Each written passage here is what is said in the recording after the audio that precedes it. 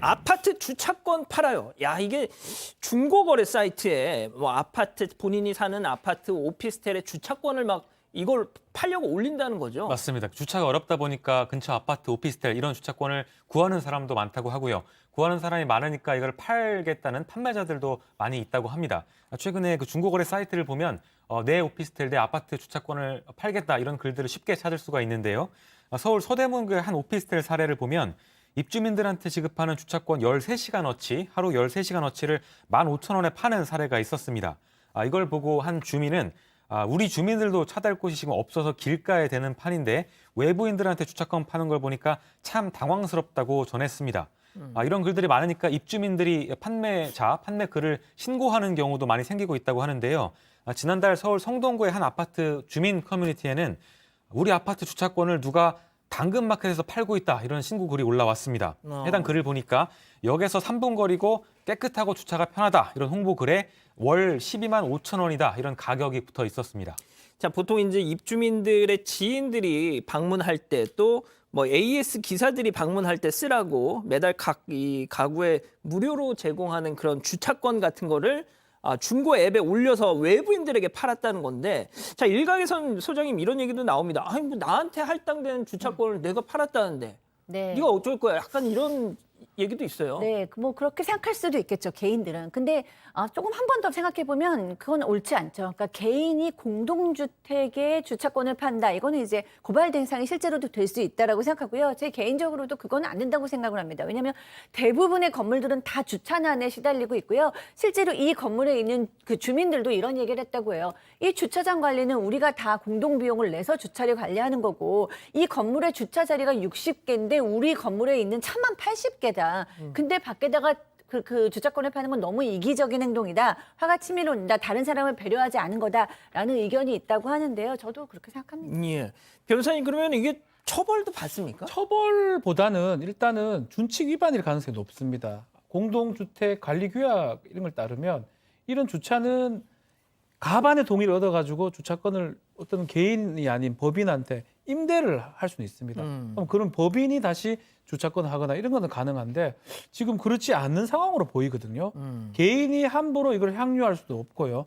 매매도 지금 불가능한데 지금 자기가 자기 차 없는데 주차 공간 하나 있으니까 예. 팔아먹겠다라는 거잖아요. 예.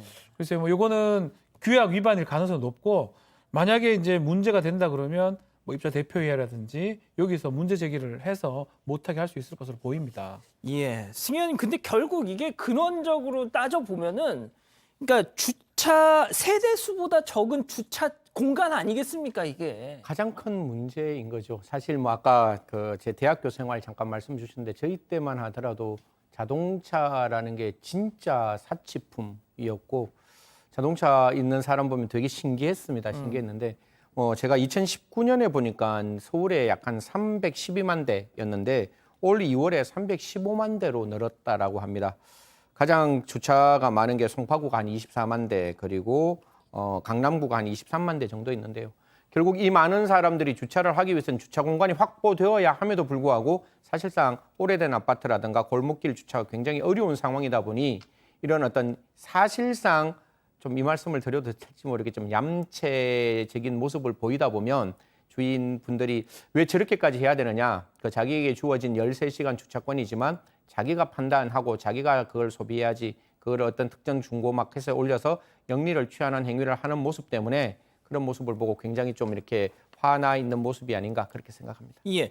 자, 근데 변호사님, 네. 이런 제가 이제 관련 기사에 달린 댓글 보니까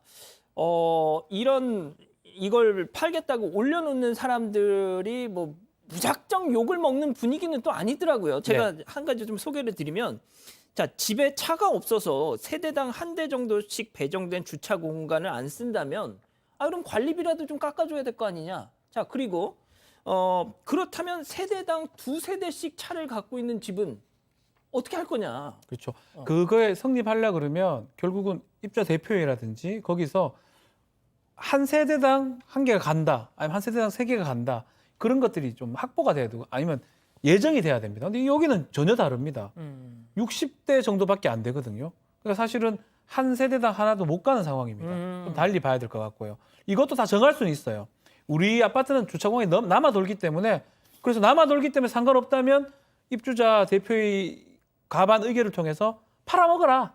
필요한 사람 팔아먹어라. 가능할 수 있는데 지금 그런 상황이 아니잖아요. 예. 아니기 때문에 안 된다라는 겁니다. 그리고 2대씩 3대씩 하는 그런 데는 뭔가 관리비나 이런 거 많이 내는 걸로 저는 알고 있습니다. 자, 그리고 또 한 가지가 짧게 좀 부탁드릴게요, 승윤님. 거주자 우선 주차구에 이거에 대한 논란도 있더라고요. 이게 가장 큰 문제가 될 수 있는데 이게 굉장히 저렴해요. 한 4, 5만 원 정도밖에 안 하는데 이게 A라는 동네에서 살다가 주차를 딱 받고 다른 동네로 이사를 가면 이 주차장을 못 쓰게 해야 되는데 이걸 이제 양도를 하는 거예요. 그래서 다른 사람에게 쓰게끔 하는데 이건 사실 구청에서 요새 이렇게 우리가 검정색으로 이렇게 바가 나오잖아요. 그럼 이사가 되면 분명히 이사했는 것은 구청에서 알 수 있으니까 그 바를 딱 대면 거기서 나갔다는 걸 확인할 수 있도록 이건 좀 시스템으로 만들어서 양도하는 걸 근원적으로 막아야 되지 않을까. 이거는 제가 봤을 때 전자적 시스템으로 충분히 가능하다라는 말씀 드리겠습니다. 알겠습니다. 자, 오늘 사건 이 정도로 마무리하고요.